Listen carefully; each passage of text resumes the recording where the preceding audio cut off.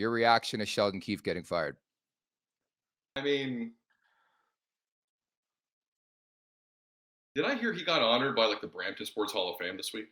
Did Yeah. I read that happen? So Yeah. that was Tuesday night. Yeah. First off, that's deserved. It's a fantastic honor. And like I heard some people say, well, you know, they didn't want to announce it until after the ceremony was over in Brampton. You think he feels any better now? Do you honestly think he feel like, whoo, dodge that? It's the same feeling. It's the exact same feeling. I still don't know why they let him talk Monday. I find that very strange.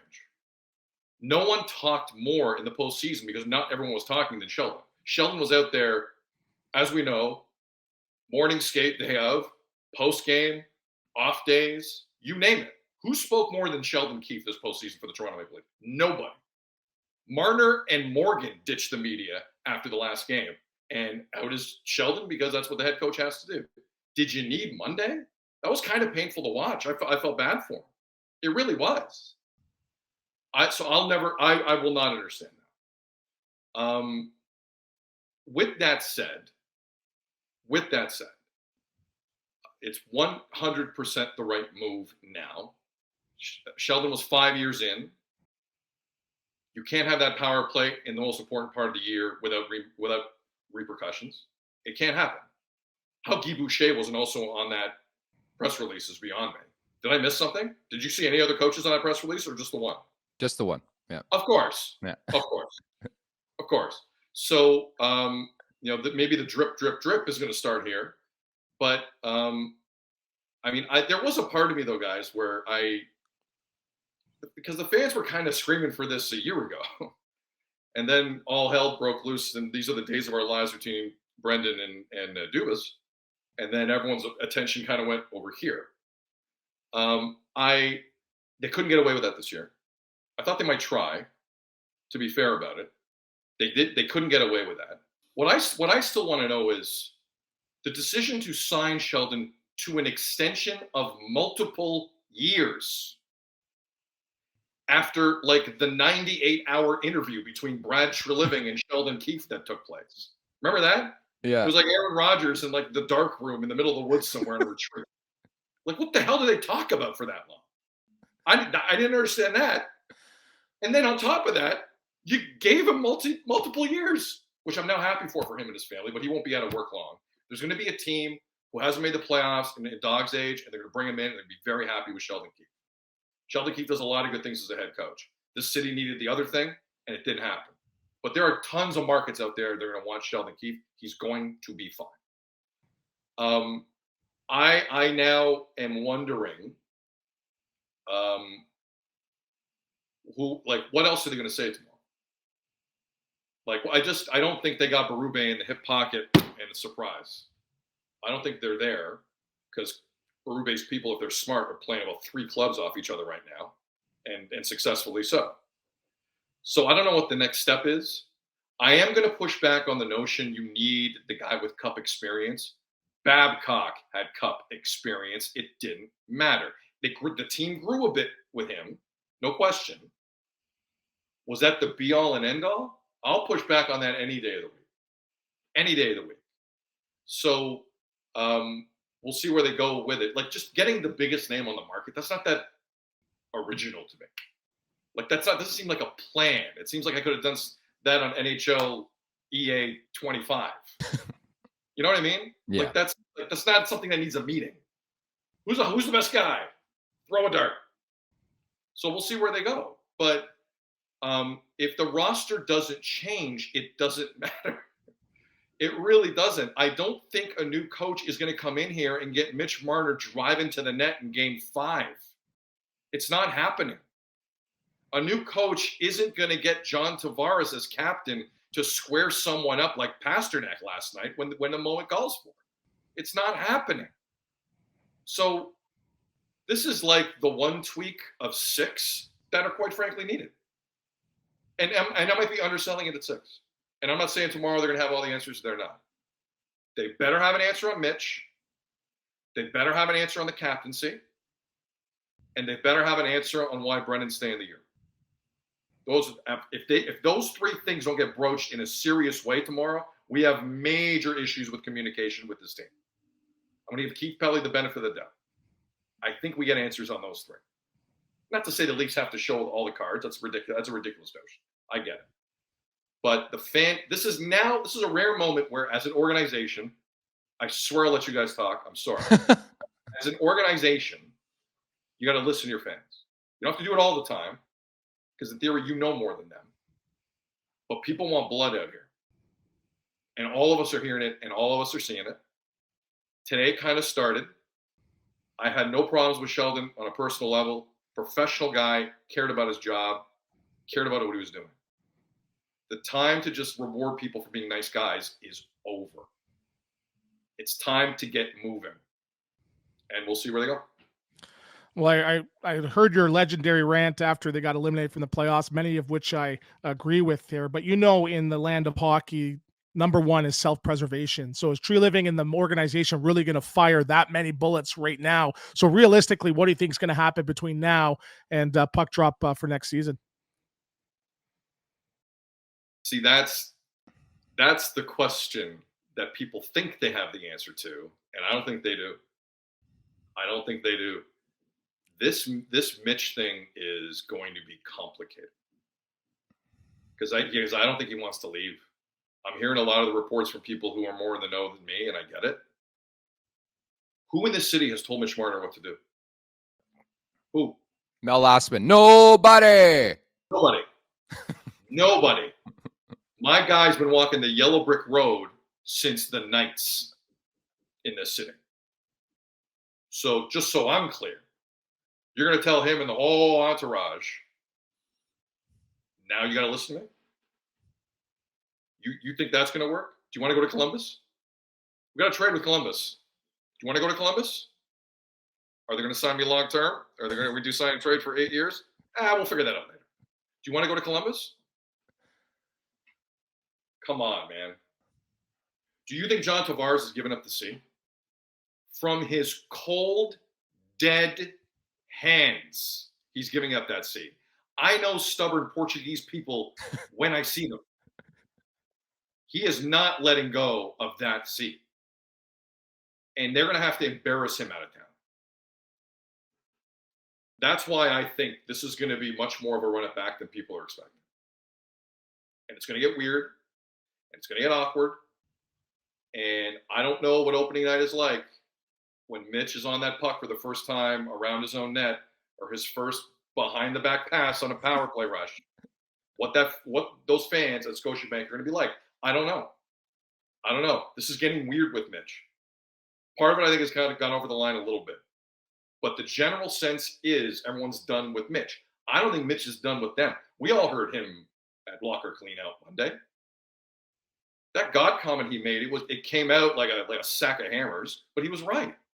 He wants to feel that way here. He wants to feel like Kawhi and Kyle and all those Raptors in 2019. He wants that. He yearns that. That I respect. More people should want that. I was in the middle of that parade. It was nice. You're going to get 10 million fans in Toronto if they win that cup. Easy. Not 2, 10. I don't think he wants to leave, guys. I don't think he wants to leave.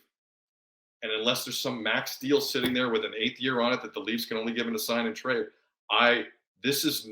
this relationship is going to get sour if he really wants to stay, because no one stood up to Mitch. No one. And if you're Mitch, you're looking around going, sorry, how many points did Willie have to close that season? Right after you gave him the bag? So now it starts with me. Like, there's a part of me that kind of gets that. So the Tavares, I think what they're going to try and do tomorrow is really set the table for, this is not easy stuff to do. Like, I understand John's actual salary is like almost nothing next year, right? Like, it's very low. The cap hit is the cap hit, but it's any team would want to pick that up. So in theory, there are things the Leafs can do here to free up $22 million in cap space. But it's not that, when you dig into it, it's not that simple. It's not that simple. So, man, I was looking forward to that Shanahan press conference last year. I'm looking forward to this one like 3 times as much, because this sets the tone for the next 3 to 4 years. Honestly, you have the 3 of them there shoulder to shoulder. I mean, do they announce an extension for Shanahan tomorrow? I don't know. What we're gonna lame duck them like they did Dubas? They thought that went well. I don't know what the plan is. Get your popcorn ready, man. Get your popcorn ready. And oh yeah, the blue line and goaltending. Going to talk about that as well at some point. At some point. But if Mitch wants to stay, look out. It's good having him and his agent's not going to make this season. Yeah, sorry to interrupt. It's good having a daily podcast, a Leafs podcast. I could tell you that. We're not billing you for this hit, by the way. But so you talk about the press conference, man. Like that intrigues the hell out of me because I don't know if Brendan Shanahan deserves to stay. Like I think and you're tapped into this market as good as anybody else. Like this general acceptance of mediocrity, dude, is fucking eating away at me. I watch the Blue Jays every day and I'm like, what the fuck am I doing? I'd rather be like on a Tinder date or something. Like, dude, it's ridiculous day in and day out what I'm watching for that team. It's an absolute joke. And it just seems to be a thing in this market where every year the Leafs like don't get the job done. And it's like nobody takes the sword. Like, when are we going to stop that? I think you look at Shanahan, the body of work, man. It's been a decade. He has won 1 series. How do you feel about Shanny? Look, I think he's had a chance in this city, a serious one, with all the cap space in the world, a first overall pick, some top 10s thrown in, and opportunities like that. Let's remember 2017 against the Caps. I think 5 of those 6 games went to overtime in that series. The Leafs looked like they were on to something kind of real. And it just got messy. And he deviated. The one I'll never understand is the scrum he gave while they were negotiating the first Nylander contract in the bowels of Scotiabank. Where, boy, did he get on this Detroit Red Wings. We all kind of took a haircut sermon about what it means to win. And listen, at the end of the day, that team still got paid. Like, there was some money thrown around. But he deviated so quick within 6 months. He moved from that on Matthews basically like that. With all the leverage. The Marner thing, it wasn't like that. It was more messy. But at the end of the day, it was, wow, with negotiating rights. So who's taking haircuts? Was that you?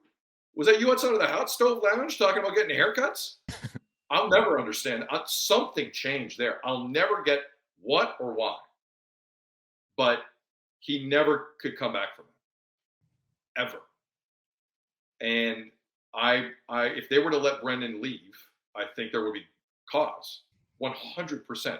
Now, also keep in mind, the one thing that hasn't been spoken of enough, Pelly is like a month into the job. Right? So do you want to turn over all the tables? Kind of, Stuart, to your point about let's keep some powder dry here. Like, if you're Pelly, do the thing that everyone wants you to do, Keefe. And that's kind of an easy cut.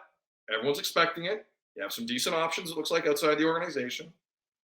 I don't know if we want to do all of it. So now that's just how I think. In my mind, I think Shanahan's had his shot. And I don't even think you need that position anymore. If Pelly's going to be hands-on, do you need that position? If Pelly's going to the Board of Governor meetings, do you need that position? If Pelly's going to be in Boca Raton with all the insiders, do you need that position? I don't know if you need that position. So we'll see where this goes. But the Jays thing, Nick, you bring up, like, it's sitting right there for everyone. Just don't do that. Don't do that. Don't think everything's going to be okay. It's not. You have to be productive, like counterproductive. You have to go out there and find your $5 million, $4 million players that other teams are kind of scared of. They're out there. They're right now not making that. They're making 7.75. Find them. There are scouts you pay. There are people you pay in other cities, other countries. Find them. You can do it. Other teams do it all the time. So I again, if I were Shanahan, I would have been really worried. But I think he's lucky Pelly's a month into the job. I think he's very lucky he's a month in. If Pelly was 18 months in, I think this would be a different discussion. I got reprimanded before for asking this question, but this is a safe space. So I wanted to take a deeper dive. Like, does it really matter if the Maple Leafs win, right? The business of hockey is doing really, really well. And even discussing Shanahan's role, he's on the business ops as well, too. And business is good for MLSE. So, the fact that in media, we're talking about Pierre Engvall's second period, there's almost like a side business to going to what goes on with the Maple Leafs. So does it really matter to this ultimate bottom line if they win a Stanley Cup or not? And that goes into some of the decision-making with this group. I mean, look, but that business won't end. Like that's the crazy part about how successful this organization is, MLSE. What happened with Keefe today will never affect the bottom line at all. And I don't say that to be malicious or to be mean or whatever. They are a monolith of a business. And you can eat all the money you want and all the Babcock money you want. It doesn't matter. And let's play this out. Let's say tomorrow after the presser, they seem pretty happy with Mitch. They say, we're going to try and re-sign Mitch. Try and process that. They say John is a respected member of this team. Sorry to give you the Bill Clinton finger. He's a respected member of this team. He's our captain, and he's not going anywhere. What if that's the message? We know what's going to happen. Twitter is going to go nuts. People are going to freak out. This pod, all the pods, all the radio shows left doing this, it's going to be a similar tone, similar tone, similar tone. You know what changes in the bottom line when you get that angry at this team? Nothing. Because you're still going. And you're still eating at Real Sports. And you're still buying the Bobby McMahon jersey. And you're still doing all the things that prevent this organization from taking you seriously. They don't care about Twitter. Well, one Leaf does. But most of them don't. You are showing up again next October. The place will be filled opening night, Wednesday on Sportsnet, probably against the Habs, because that's the only scheduling move they got. None of that's going to change. I don't care how loud the building is. I don't care about any of that stuff. The business is sound because people love it. And the stress to really make moves that fans want isn't there, and it's their fault. It's their fault. It's also corporations up by those seats. I get it, but it's not all corporations. Let's not misrepresent the situation. It's the family that's owned the Greens for 60 years. It's everybody. It's everybody. If you want to put real heat on an organization, real heat, you know what to do. But right now, this organization doesn't have to feel that. Doesn't have to feel that because the business is so good. It's so good. What were they getting, like 5 million averages on that series up here? Yep. One of the highest rated first round games in ESPN playoff history. Even the States is making money off the Leafs. Never thought I'd say that. So if this is what I think it might be tomorrow, then we're good. Don't get angry. Just look in the mirror. Don't get angry. Look in the mirror. Because in Boston, Bruce Cassidy has to eat it if things don't go well because the fan base says so and ownership says so. If there's not that stress, go Mitch, go John, go Morgan, and we'll see what we can do. We'll bring back TJ. We like TJ. He's a good guy. We'll bring back TJ. We think Joseph Wall is a good player. Hasn't played 82 games in his career at this level. We think he's a good player. We think he's a good player. Samsonov, good guy. We like him. Good guy. It could be a lot of that. Just don't get angry if you're the fans. Because there's a reason why they don't feel a need to scorch earth on this. And I understand it. I wish it was the other way because that's what the situation needs. This is an adult situation. These big person moves. Because they can get that cup. A couple pieces here or there, they can get that cup. Just don't get too upset if you're a Leaf fan. Because if you're showing up the next year, what does it matter? That's a you issue. That's not a them issue. That's not a player issue. Make sure to check out more of our content right here on the Leafs Nation YouTube page. We got long form interviews, we got clips, we got epic rants by Jay Roseau. We simply have it all. And don't forget, you can find out much more at theleafsnation.com. Thanks so much for watching.